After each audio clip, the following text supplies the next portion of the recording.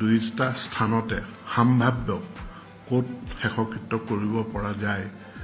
তাৰ কিছু প্ৰাৰম্ভিক আমি কাম কৰিছিলোঁ আৰু আজি আমি তিনিওগৰাকী বিমল বৰা ডাঙৰীয়া কেশৱ মহন্ত আৰু মই আমি তেখেতৰ জুবিন গাৰ্গৰ পত্নী গৰিমা গাৰ্গ ডাঙৰীয়ানীৰ লগত আমি সৰু সজাইতে আলোচনাত মিলিত হওঁ আৰু আমি যোৰহাটৰ ৰাইজেও যে বিচাৰিছে তেখেতৰ সমাধি যোৰহাটত হওক এই কথাখিনিও আমি অৱগত কৰোঁ কৰাৰ পাছত তেখেতে গৰিমা গাৰ্গ ডাঙৰীয়ানে আমাক জনায় যে দেউতা যথেষ্ট বয়স হৈছে 85 বছৰ বয়স হৈছে দেউতা অসুস্থ এই মুহূৰ্তত দেউতাক আমি যোৰহাটলৈ লৈ নিব পৰা অৱস্থাত নাই দেউতা গুৱাহাটীতে আছে 2 নম্বৰ আমি গুৱাহাটীতে আছো আমাৰ সমাধিটো আমাৰ ঘৰৰ আশে পাশে হলে ভাল কাৰণ আমি মাহেকে পখেকে আমি সমাধিলৈ যাব বিচাৰিম দূৰত হলে আমাৰ কাৰণে অসুবিধা হৈ যায় গতিকে যোৰহাটৰ ৰাইজৰ প্ৰতি গৰিমা গাৰ্গ ডাঙৰীয়ানে কৈছে যে তেওঁ মোৰ সম্পূৰ্ণ শ্ৰদ্ধা আছে ভক্তি আছে আৰু তেওঁলোকে যি ধৰণৰ আবেগ তেওঁলোকৰ অনুভূতি প্ৰদৰ্শন কৰিছে মই তাত অতি সন্মানিত বোধ কৰিছোঁ কিন্তু আমি গুৱাহাটীৰ আশে পাশেই তেখেতক সমাধিস্থিত কৰিলে শেষকৃত্য ইয়াতে সমাপন কৰিলে আমাৰ সুবিধা হ'ব বুলি ভাবিছোঁ এই কথাখিনি গৰিমা গাৰ্গ ডাঙৰীয়ানে আমাক কয়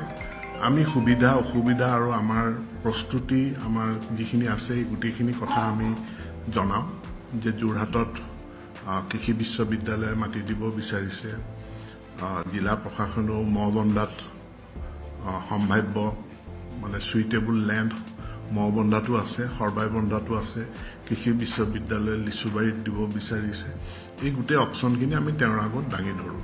আৰু গুৱাহাটীতো আমাৰ যিখিনি অপচন আছিলে অপচনখিনি দাঙি ধৰোঁ আৰু গোটেইখিনি তেখেতৰ আগত দাঙি ধৰাৰ পাছত তেখেতে যোৰহাটবাসী ৰাইজৰ প্ৰতি সেৱা জনায় আৰু তেখেতে হাতজোৰ কৰিয়ে কৈছে যে যথেষ্ট ছিংগাপুৰৰ পৰা আহি পাওঁতে পলমো হৈছে গতিকে আমি গুৱাহাটীৰ আশে পাশে আমাক সমাধিস্থ কৰাৰ কাৰণে তেখেতৰ শেষকৃত্য কৰিব লাগে এই কথাখিনি তেওঁ মত প্ৰকাশ কৰিছে মই আগৰ পৰা যোৱাকালিও মই কৈছিলোঁ যে আমি চৰকাৰে স্থান নিৰ্ধাৰণ নকৰোঁ পৰিয়ালৰ মানুহে স্থান নিৰ্ধাৰণ কৰিব আৰু তেওঁলোকে নিৰ্ধাৰণ কৰাৰ পাছত বা এটা বাছনি কৰাৰ পাছত আমি চৰকাৰখনে সকলো সহায় সহযোগিতা আমি আগবঢ়াম সেইমতে আমাৰ কামখিনি আমি কৰিব বিচাৰিছোঁ মুখ্যমন্ত্ৰীয়ে যেহেতু দায়িত্ব দিছিল মুখ্যমন্ত্ৰীৰ টুইটটো যদি পঢ়ে তেতিয়াহ'লে খন্তেক আগত আজি আবেলি তেখেতে যিটো টুইট দিছিল এই টুইটটোক দি কোনোবাই এইটো কৈছে যে স্থান নিৰ্ধাৰণ কৰিলেই টুইটটোত স্পষ্টভাৱে উল্লেখ আছে প্ৰস্তাৱিত প্ৰপ'জড শব্দটো সোণাপুৰৰ যিটুকুৰা মাটি হাতীদুৰাৰ যিটুকুৰা মাটি চাফ চিকুণ কৰিবলৈ দিয়া হৈছে সেই টুইটটোত স্পষ্ট আছে যে ইট ইজ প্ৰপ'জড সেইটো কোনো চূড়ান্ত কৰা হোৱা নাই কাৰণ মাটি এটুকুৰা সুইটেবল হ'বনে নহয় সেইখিনি চাবলৈ হ'লে মাটি টুকুৰা প্ৰথমে পৰিষ্কাৰ কৰিলেহে আমি প্ৰকৃত ভিউ এটা আমি পাব পাৰোঁ তাক চাফা কৰিলেহে আমি ভিউ এটা পাব পাৰোঁ গতিকে স্থানটোক আৱৰ্জনা মুক্ত কৰা বা হাবি জংগল যদি আছে তাক পৰিষ্কাৰ কৰা বা অন্য কিবা বস্তু যদি আছে তাক পৰিষ্কাৰ কৰা সেই কামখিনি কৰি কৈছে এইটো প্ৰস্তাৱিত এতিয়া আমি গৰিমা গাৰ্গ ডাঙৰীয়ানীৰ মনৰ কথাখিনি তেখেতে হাতজোৰ কৰি অসমবাসীলৈ সেৱা জনাই পেলাই কৈছে যে আমি গুৱাহাটীৰ সকলোৰে সুবিধা হোৱাকৈ গুৱাহাটীৰ আশে পাশে বিচাৰিছোঁ সেই কথাখিনি আমি কণ্টেক পাছতে কেবিনেট বৈঠক আছে মাননীয় মুখ্যমন্ত্ৰীক আমি অৱগত কৰিম আৰু তাতে এটা চূড়ান্ত সিদ্ধান্ত গ্ৰহণ কৰিব শেষকৃত্য এঠাইতেই হ'ব কিন্তু স্মাৰক বা অন্য কিবা কিবি আমি বেলেগ বেলেগ স্থানতো কৰিব পাৰোঁ কিন্তু এটা পাৰ্থিব শৰীৰ নশ্বৰ দেহ আমি এঠাইতে আমি শেষকৃত্য কৰিম আৰু সেইটো পৰিয়ালে যি বিচাৰিছে পৰিয়ালৰ সিদ্ধান্ত বা তেওঁলোকৰ চইচ মতে কৰিম তাত আমি চৰকাৰ হিচাপে আমি কোনো হস্তক্ষেপ কৰিব নাযাওঁ বা আমি কোনো সিদ্ধান্ত নলওঁ কিন্তু আমি আমাৰ পূৰ্ণ সহায় সহযোগিতা আমাৰ যিমানখিনি কৰিব লগা আছে গোটেইখিনি কৰিম এইটোহে আমি জনাইছো আৰু যেহেতু তেখেতৰ পত্নী তেখেতৰ ভগ্নী মানে পামি গাৰ্গ ডাঙৰীয়া বৰঠাকুৰ ডাঙৰীয়ানীৰ লগতো মই নিজে আলোচনা কৰিছো তেখেতৰ পিতৃৰ লগতো মই সাক্ষাৎ কৰিছো আৰু তেখেতৰ খুৰাক মনোজ বৰঠাকুৰ তেখেতৰ লগতো মই নিজে আলোচনা কৰিছো আৰু আটাইকেইজনৰ মতামতটো হ'ল যে গুৱাহাটীৰ আশে-পাশে সেইকাৰণে আৰু এই কথাখিনি যেতিয়া আজি মই গোটেই কথাখিনি মই যোৰহাটৰ ৰাইজৰ আশা আকাংক্ষাৰ কথাখিনি যেতিয়া মই গৰিমা গাৰ্গ ডাঙৰীয়ানীক জনাইছো তেখেতে হাতজোৰ কৰি কৈছে মই তেখেতসকললৈ যোৰহাটবাসী ৰাইজলে মোৰ সেৱা জনাইছো মোৰ শ্ৰদ্ধা জ্ঞাপন কৰিছো কিন্তু আমি গুৱাহাটীৰ আশে-পাশে বিচাৰিছো দেউতাক এই মুহূৰ্তত আমি যোৰহাটলৈ লৈ যাব পৰা অৱস্থা নাই দেউতা অত্যন্ত অসুস্থ আৰু দেউতাৰ বয়স হৈছে আমি দেউতাক লৈ যাব নোৱাৰো আৰু দেউতাক নোযোৱাকৈ আমি কেনেকেনো শেষকৃত্যটো আমি কৰিম এই কথাখিনি গৰিমা গাৰ্গ ডাঙৰীয়ানীয়ে কৈছে আৰু এই কথাখিনি মই আপোনালোকক অৱগত কৰিলো যেহেতু সোশ্যাল মিডিয়াত কিছুমান কথা চৰ্চা হৈ আছে আৰু এতিয়া আমি এই কথাখিনি আমাৰ কেবিনেটত আমি জনাম বিমল বৰা ডাঙৰীয়াত আমাৰ লগত আলোচনাত গৈছিল তেখেত এতিয়াও সৰুহজাইত আছে আৰু গৰিমা গাৰ্গ ডাঙৰীয়ানীৰ কাষত আছে তেওঁৰ লগত কনষ্টেন্ট টাচত আছে গতিকে তেখেতকো মই দুআষাৰ ইয়াৰ কবৰ কাৰণে অনুৰোধ জনাইছো বিমল তোমাৰ কিবা ক'ব লগা আছে যদি আমি যিখিনি আলোচনা সাংবাদিক বন্ধুলৈ মই নমস্কাৰ জনাইছো আমি আজি আমাৰ অতি আপোন মৰমৰ শিল্পী জুবিন গাৰ্গদেৱৰ নশ্বৰ দেহ সকলোৱে অশ্ৰুসিক্ত নয়নেৰে আমি আদৰি আনি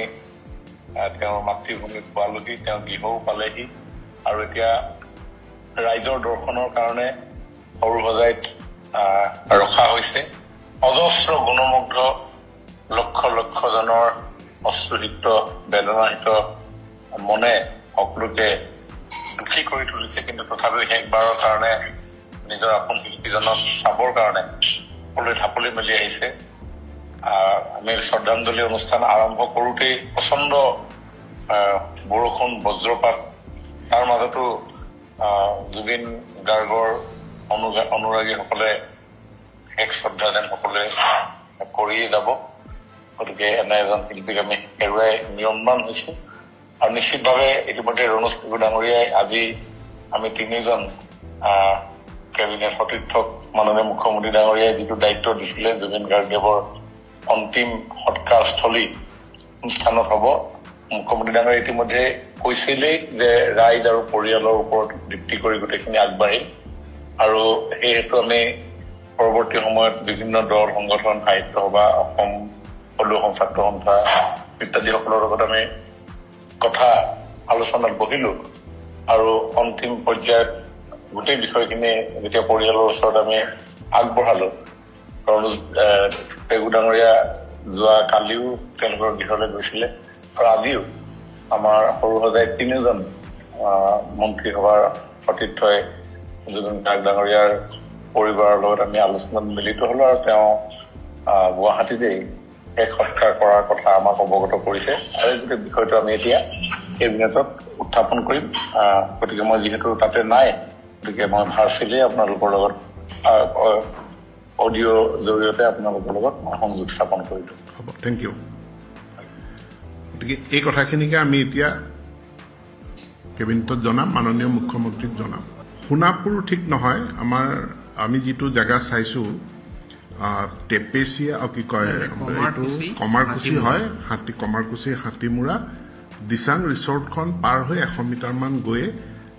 নেশ্যনেল হাইৱেৰ একদম ফাৰ্ষ্ট প্লট তাতে 10 বিঘা মাটি অসম চৰকাৰে একুইজিশ্যন কৰিছে তাত নাৰ্চাৰী এখন আছিলে নাৰ্চাৰীখন স্থানান্তৰিত কৰা হৈছে আৰু এটা অংশ মাটি অসম চৰকাৰে একুইজিশ্যন কৰিছে একুইজিশ্যন নটিচ ইতিমধ্যে ইস্যু কৰিছে যাতে গোটেই বস্তুটো ৰেডি হৈ থাকে আৰু এটো ফাৰ্ষ্ট প্লট হয় 10 বিঘা মাটি আৰু মানে পিছফাললৈ পাহাৰ আছে তো আমি কথাখিনি ইয়াৰো ডিটেইলছ ৰিপৰ্ট তাৰ ফটোগ্ৰাফি ভিডিঅ'গ্ৰাফি আমি কেবিনেটত দাখিল কৰিম